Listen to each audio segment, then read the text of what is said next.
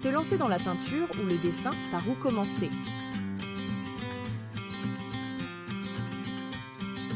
Beaucoup de personnes rêvent de se mettre à la peinture ou au dessin, mais hésitent à franchir le pas.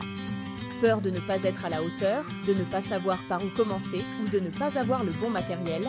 Pourtant, se lancer dans l'art est une merveilleuse manière de se détendre, de développer une nouvelle passion et de stimuler son cerveau. Voici un guide pratique pour bien débuter. 1. Choisissez le médium, peinture ou dessin. Le dessin, idéal pour les débutants, il permet d'apprendre les bases, perspective, ombrage, proportion avec peu de matériel. La peinture, plus colorée et expressive, elle offre plusieurs techniques. Aquarelle, légère et fluide, parfaite pour les paysages et les carnets de voyage. Acrylique, facile à utiliser, elle sèche rapidement et permet des effets variés. Huile, plus complexe mais très riche en texture, idéale si vous aimez prendre votre temps. 2. Se procurer le bon matériel, sans se ruiner. Pour le dessin, crayon de différentes duretés, carnet de croquis ou papier adapté, gomme et taille-crayon, fusain et estompe pour les ombres. Pour la peinture, quelques pinceaux de taille variée, une palette et des couleurs primaires, du papier épais ou une toile, des chiffons et un récipient. 3. Apprendre les bases en douceur.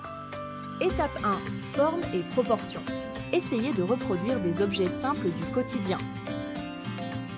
Étape 2. Ombre et lumière. Jouez avec les contrastes pour donner du relief à vos dessins. Étape 3. Mélange de couleurs. Testez les associations et les dégradés pour mieux comprendre leur harmonie. 4. Se former et progresser en s'amusant. L'un des meilleurs moyens d'apprendre est de pratiquer régulièrement. Voici quelques pistes. Prendre des cours. Certaines associations proposent des ateliers conviviaux. Suivre des tutoriels en ligne. Il existe de nombreuses chaînes YouTube et plateformes dédiées. S'inspirer de la nature, un carnet de croquis en poche, baladez-vous et dessinez ce qui vous entoure. Rejoindre un groupe ou un club.